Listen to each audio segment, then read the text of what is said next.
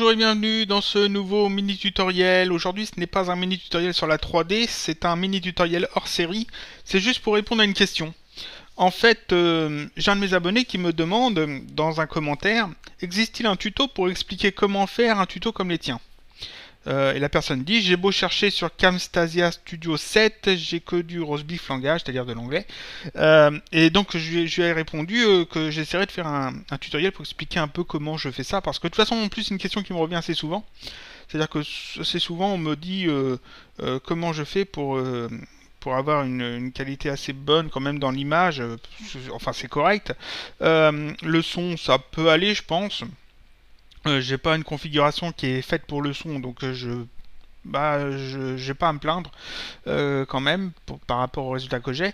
Et donc comment je fais les tutoriels? Je fais ça très facilement. En fait, j'utilise un logiciel qui est gratuit, qui s'appelle Cam Studio.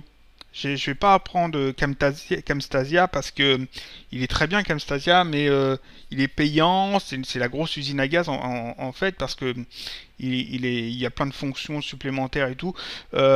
C'est très bien, mais moi ce que je veux c'est juste capturer un bout de l'écran et avoir un fichier vidéo. Donc voilà, je prends ici sur camstudio.org le logiciel Camstudio qui est open source, c'est-à-dire qu'il est gratuit. Vous n'avez pas à le payer, hein, vous allez directement sur le site officiel, vous avez ce logiciel là, vous voyez là je suis en train d'enregistrer avec, il est ouvert et là il m'indique qu'il enregistre. J'ai déjà 37 mégas de vidéo. Et donc ici on va sur le site, on descend un peu, et ici c'est pour Windows, hein, c'est pas pour Mac. Alors pour Mac je sais pas ce qu'il y a comme équivalent, il y a sûrement des équivalents, mais bon là je parle que de Windows. Sous GNU Linux aussi il y a des équivalents, mais Cinema 4D fonctionne pas sous GNU Linux, donc je vais pas en parler. Donc on télécharge ça, CamStudio 2.7, la dernière version si possible. J'ai aussi pris ici le codec. On n'est pas obligé de le prendre, on peut très bien utiliser un autre codec qu'on veut, hein. Mais moi je le trouve qu'il est bon ce codec là. Il y a juste un petit problème, un petit bug avec Sony Vegas, mais j'ai le moyen pour le corriger, donc c'est pas un problème. Donc je télécharge le logiciel, je l'installe et tout, ça va très vite. Ici ensuite je télécharge le codec.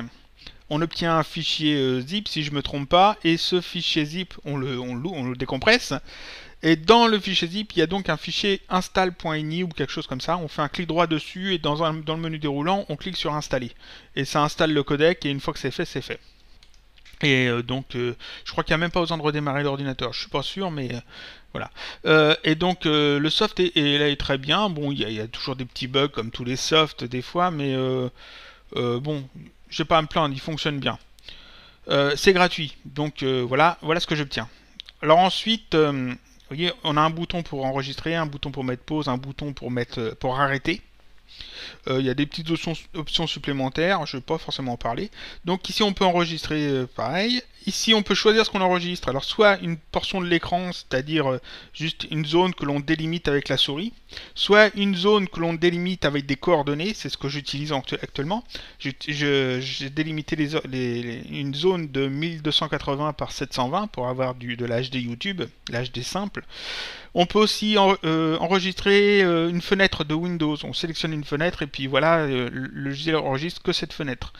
On peut aussi enregistrer tous les écrans, ce que je fais pas parce que j'ai deux écrans, donc j'ai des très grandes résolutions et ça ferait des vidéos énormes, ça serait ingérable. Et puis en plus, c'est pas intéressant d'avoir l'affichage de tous les petits trucs qu'il y a en plus sur l'écran dans une vidéo. Et donc on peut sélectionner un écran aussi.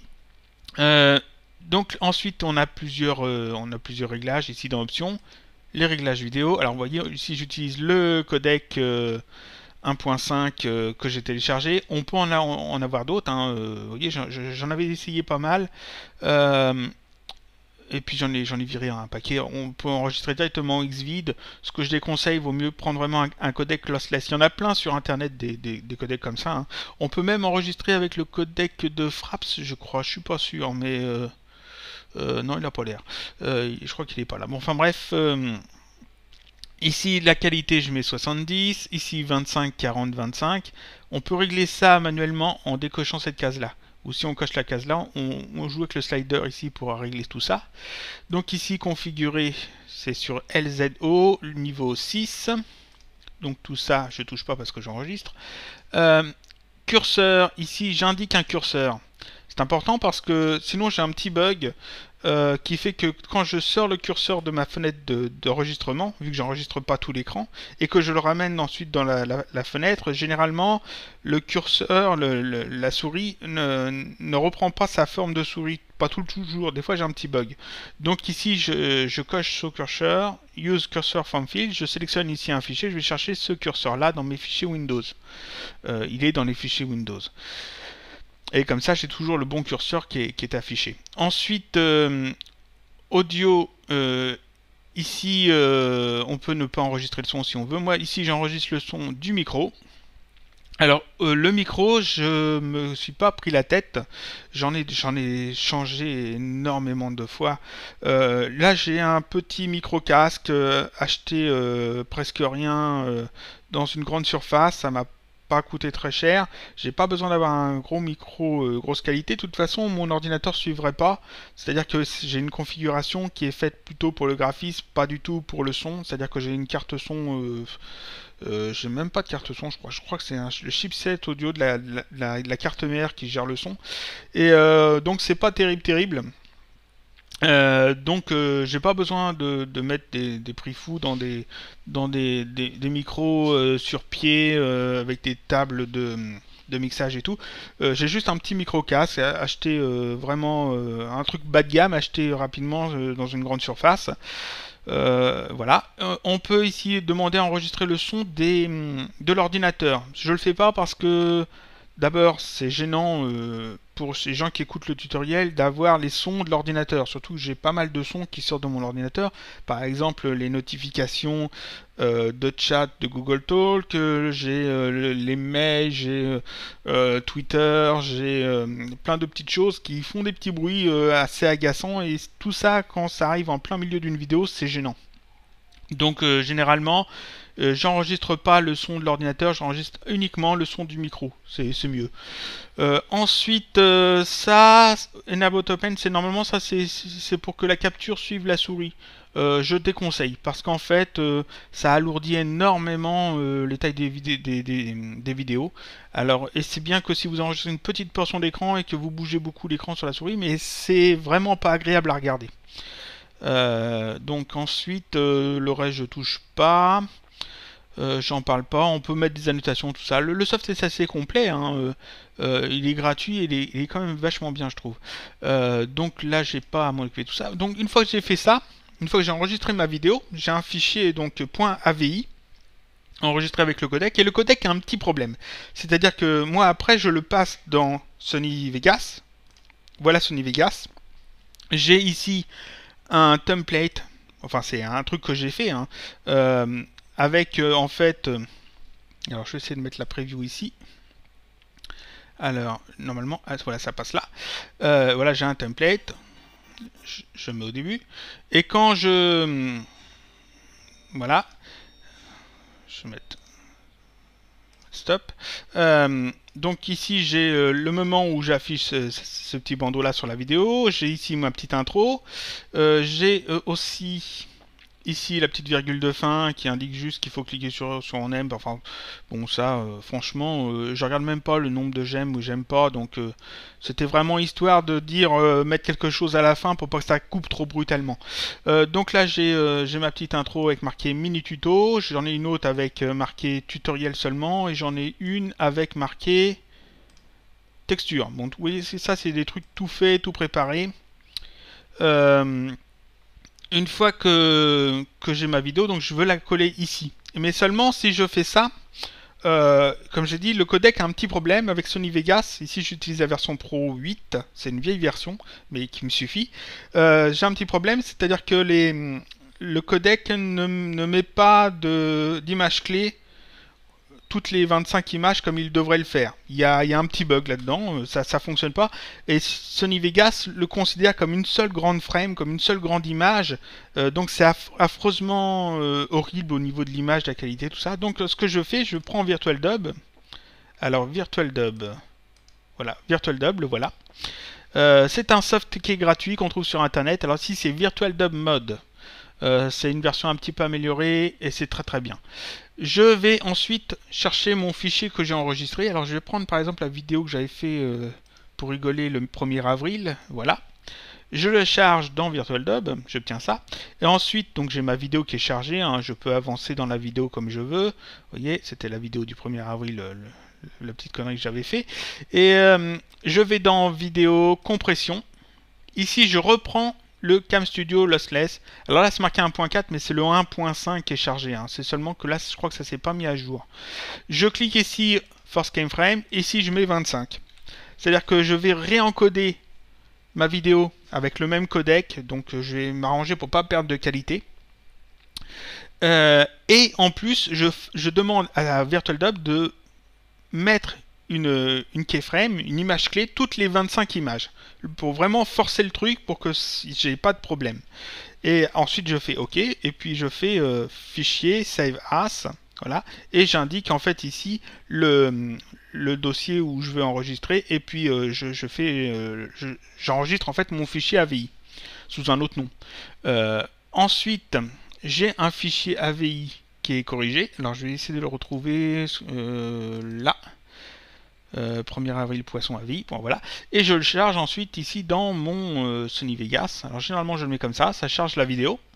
Là la vidéo passe nickel, il n'y a pas de problème. J'ai une bande son, voilà, pour qui est enregistré par CamStudio. Alors généralement quand j'enregistre avec CamStudio, je m'arrange pour toujours avoir un petit bout au début où je ne dis rien. Là, je ne l'avais pas vraiment fait, je crois. Il y avait un problème, je sais plus. Enfin, j'avais retouché un peu. Mais généralement, il y a toujours un bout où je ne dis rien.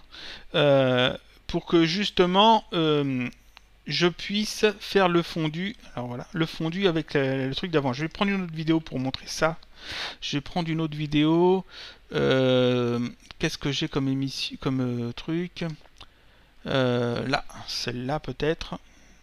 Voilà. Donc vous voyez ici, il y a un moment où je ne dis rien. Ça dure pendant quelques images, quelques frames, hein, quelques secondes. Et donc cette partie où il y a un blanc, je décale comme ça, jusqu'ici. Et ensuite ici, je fais un fondu. Comme ça. Tac, avec Sony Vegas. C'est comme ça, ici, le moment où je dis rien, c'est le moment où il y a le fondu entre mon intro et le début de la vidéo. Voilà. Voilà, et après, au moment où la vidéo, le fondu est fini, c'est le moment où je commence à parler. Donc, une fois que ça c'est fait, ici je reprends ensuite la petite virgule qui est ici, et je vais la placer en fait à la fin de ma vidéo.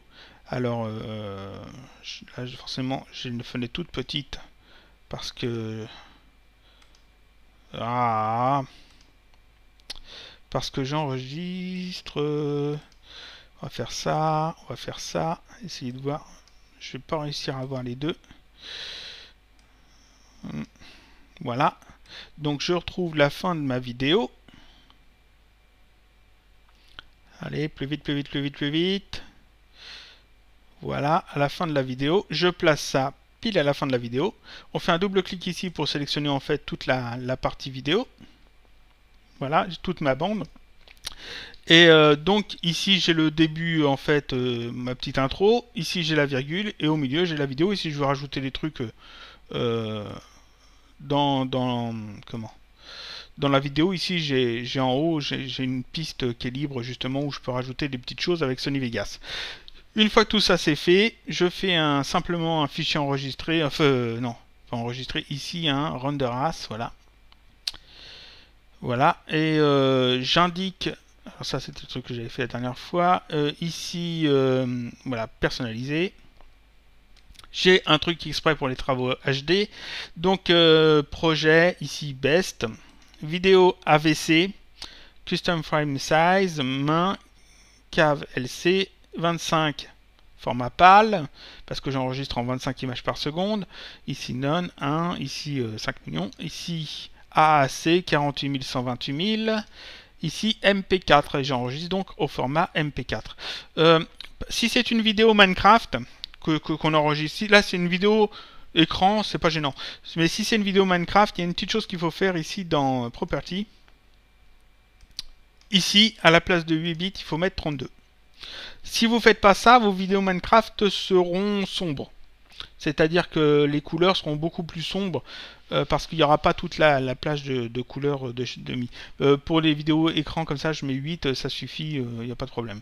Ça permet de gagner un petit peu de temps. Et donc, une fois que j'ai fait ça, j'obtiens en fait un fichier MP4 que je peux uploader directement sur YouTube.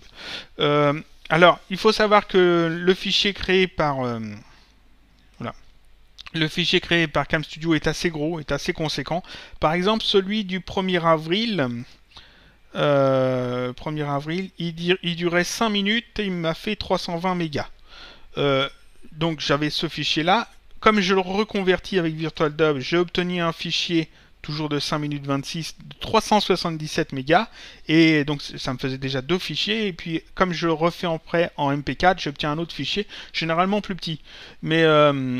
il est pas rare d'avoir des fichiers qui font 2-3 gigas.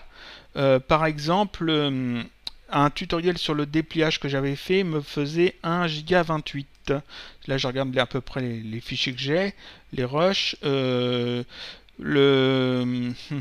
Qu'est-ce que je veux? Le tuto sur le Subdivision Modeling m'a fait 752 mégas à enregistrer. Faut savoir que ça, je l'ai 2 fois après parce que je le corrige avec VirtualDub. Donc, une fois que j'ai fait, donc je récapitule un petit peu le truc. Je prépare donc ma scène. Ah oui, chose importante, j'ouvre Cinema 4D avant d'enregistrer. Parce que c'est vraiment gênant, je trouve, de voir le logiciel se lancer durant un tutoriel. C'est bien quand la personne qui fait le tutoriel a déjà tout préparé, quand le logiciel est déjà lancé, quand les fenêtres qu'on va utiliser sont déjà ouvertes. Par exemple, ici, je voulais montrer le lien vers CamStudio. J'ai juste eu à faire ça. J'ai pas eu besoin d'aller le chercher sur Google parce que je l'avais déjà chargé à l'avance. Aussi, ici, vous voyez, je coupe juste au-dessus de la barre de menu. Parce qu'en fait, la barre qui est au-dessus, où c'est indiqué Cinema 4D R13 061 Studio, etc. et le nom du fichier, tout ça, ça ne sert à rien pour le tutoriel. C'est-à-dire que la personne qui regarde le tuto, ce qu'elle veut, c'est avoir le contenu en fait du tutoriel. Tout ce qu'il y a autour, ça ne l'intéresse pas. Ici, en n'enregistrant pas la partie qui est au-dessus de cette barre de menu, je gagne un petit peu de hauteur ici sur la capture. Donc je peux afficher un petit peu plus de choses à l'écran. C'est presque rien, mais des fois ça peut être utile. Des fois, quand on fait juste un clic comme ça, on a un menu qui s'affiche, puis des fois ça dépasse de la capture, et puis justement c'est le menu qui sort pile de la capture qu'on a besoin. Et si on se dit merde, si j'avais prévu de couper ce bout en haut, justement cette partie serait dans la capture. Donc je m'arrange donc toujours pour ouvrir Cinema 4D avant d'enregistrer, de couper pile la fenêtre que j'enregistre, de tout arranger comme il faut. Une chose aussi qui est bien, c'est de charger. Si vous voulez par exemple utiliser du texte dans votre animation, dans votre tutoriel, c'est de charger les polices de caractères avant d'enregistrer.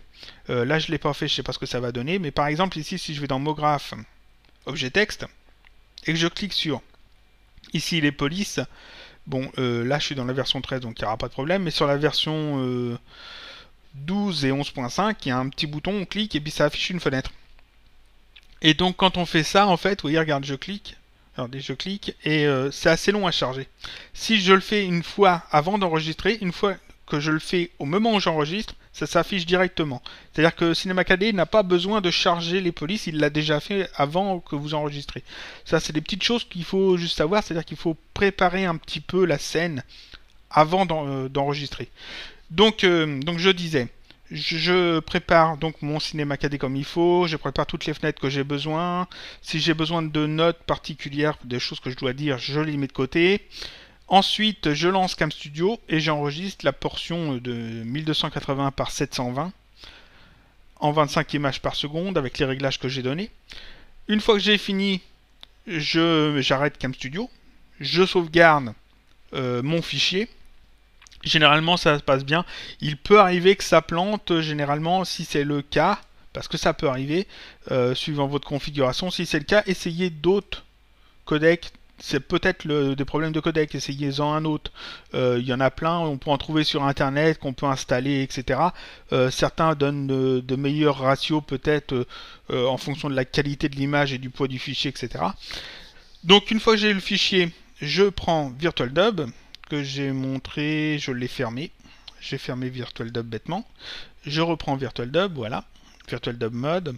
Je charge ma vidéo dedans, je fais fichier compression, je choisis CamStudio, je coche ici, je fais 25 ici, je valide, fichier Save As, ce qui me permet en fait d'enregistrer le fichier sans le bug. Je vais dans Sony Vegas. Bon, j'ai déjà mon petit template préparé, tout fait à l'avance. J'ai juste à le recharger et à faire glisser donc ma vidéo dedans. Et ensuite, j'encode tout ça. Et puis, c'est bon, c'est fini. Ça fonctionne bien. Voilà. Donc ça, c'est ma méthode en fait pour enregistrer des tutoriels vidéo. Elle n'est pas particulièrement compliquée. Hein, ça va assez vite. Le plus long, c'est pas forcément l'encodage. Le plus long, c'est l'upload sur YouTube. Plus la vidéo est longue, plus l'upload est long, forcément. Et puis, suivant votre hébergeur, votre fournisseur d'accès Internet, ça peut être encore plus long. En ce moment, moi je suis chez Orange et en ce moment c'est moyen. C'est-à-dire que ça déconne un peu YouTube, je trouve. Je pense que c'est juste passager parce que d'habitude j'ai pas de problème. Mais je sais que les gens chez Free ont beaucoup de problèmes. Ensuite, ça dépend donc vraiment de votre fournisseur d'accès et de comment il s'entend avec YouTube. Et voilà, donc là je pense avoir répondu à la question. Donc oui, il n'y a pas d'autre, il n'y a pas de mystère hein, sinon. Ce que je conseille aussi dans Sony Vegas, c'est de soigner un petit peu la présentation du truc. Bon, je le fais pas toujours, mais par exemple, rien que le petit affichage ici, voilà, le petit affichage ici du lien du site en fondu, tout ça. Ça, c'est des petites choses qui apportent des petits plus. Alors normalement, pour faire bien, il faudrait que je fasse des petites choses comme ça un petit peu partout. C'est-à-dire que quand j'indique un raccourci clavier, que je l'indique aussi dans la vidéo, que j'ajoute ici un bout de texte qui s'affiche sur la vidéo. Mais bon, ça me prend du temps en plus et puis généralement, j'ai pas toujours le temps de le faire. Donc je m'arrange pour que quand j'enregistre, que ça soit clair, pour que justement pas avoir à rajouter des informations supplémentaires. Mais si vous faites moins de vidéos que moi, c'est-à-dire que si vous en faites pas une par semaine, dans ce cas-là, arrangez-vous pour bien les soigner, hein, pour rajouter en fait plus de détails, plus de choses au moment du montage de votre vidéo pour faire les choses bien. Voilà, donc je vous dis à bientôt pour le prochain tutoriel qui sera normalement la suite de la modélisation du vaisseau spatial. Et ça viendra ce week-end.